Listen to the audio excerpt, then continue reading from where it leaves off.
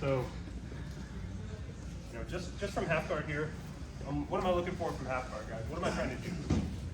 I want to smash him and pass the guard. How would I go about doing that specifically? I might hip switch. Before I hip switch though, let's say I would look for maybe, let's say, an underhook. And I might also look for a cross face. And then if I can use those two to kind of keep Mike flat, I might even inch this leg up a little bit, right? But I want to assume that Mike really knows all of that stuff, right? So, not only is he not giving up the underhook here, he's actually trying to proactively kind of get his own underhook. And at the same time, I'm trying to smash him. He's blocking that smash here. So this is not quite the same position as if I am able to smash him and flatten him out, right? If I can smash and flatten somebody from here, there's a pretty good chance I'm gonna get a pass, right? Like higher than 80 or 90. Versus if we're starting here, it's pretty much neutral. It's like 50-50, right? Okay, but I don't have those advantages, right? And a lot of the time I'll try to cross face Mike's blocking here. As he reaches for the underhook, I'm gonna do two things. I'm gonna move my knee down this way.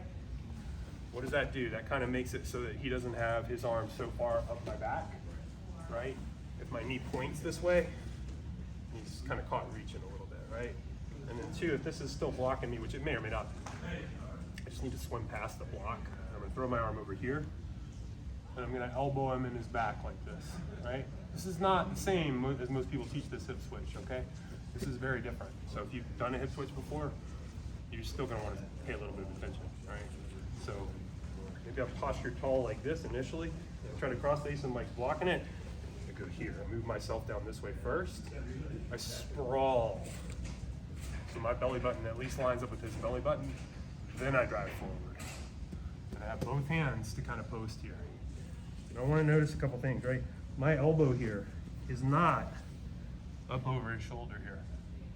This gives Mike all kinds of shoulder mobility. Yeah. Can you do that move again? A lot different, right? So my elbow goes down here and it pinches tight. And at the same time, because I'm kind of square now, I'm switching. So this knee slides under, switch my hips, and last but not least, this foot is gonna walk with its heel and its toe, just making a little 1, 2, 1, 2, 1, 2, right? You're not gonna be able to just lift it up and move it here if the person's actually paying any attention, right? You're gonna need to go incremental little baby steps like that, like climbing the side of a hill or something, right?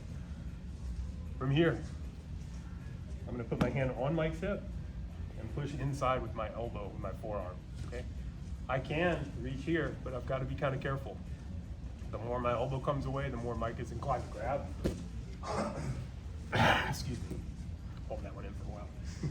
That, elbow to the inside, start opening the space. This is not me driving my elbow, right? This is just me framing inside of his thigh until I can start getting my knee free. Once I'm here, when Mike feels that, that's gonna be a trigger for him, right? When I do this, he reaches down to grab my leg. When he does that, I hook, and I grab. And that's the general idea behind this system, okay?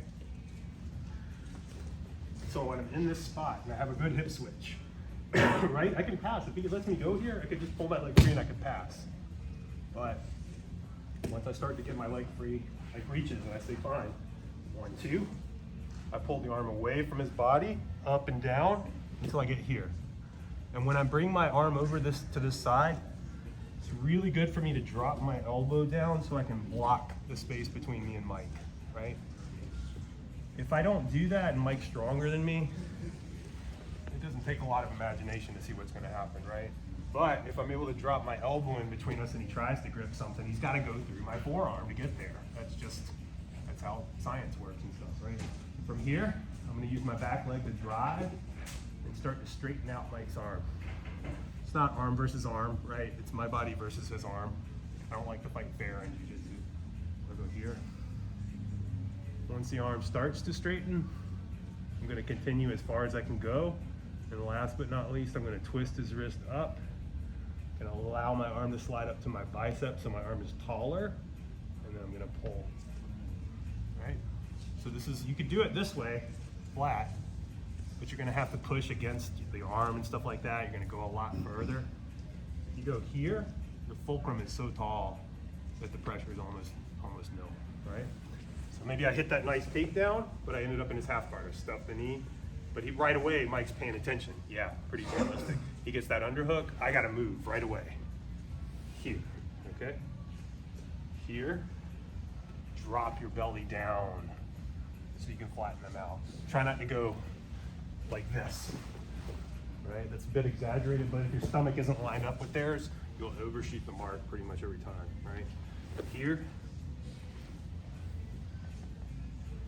And that's because I sprawled and dropped my hips a little bit.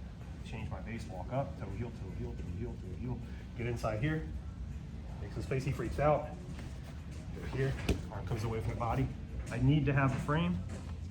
I drive with my back leg. I can crawl forward too, right? Once I get here, I'm starting to straighten the arm. I get as far as I can. Your partner may tap here, be ready for it if they do, okay? But if not, I'm gonna flip the arm over and slide my hand up just a little bit here. You're gonna feel that resistance, okay? So nice and easy, guys. Really focusing on that hip switch, making sure we can control and pass the guard and so forth, right? But we will hit that nice straight arm finish at the end.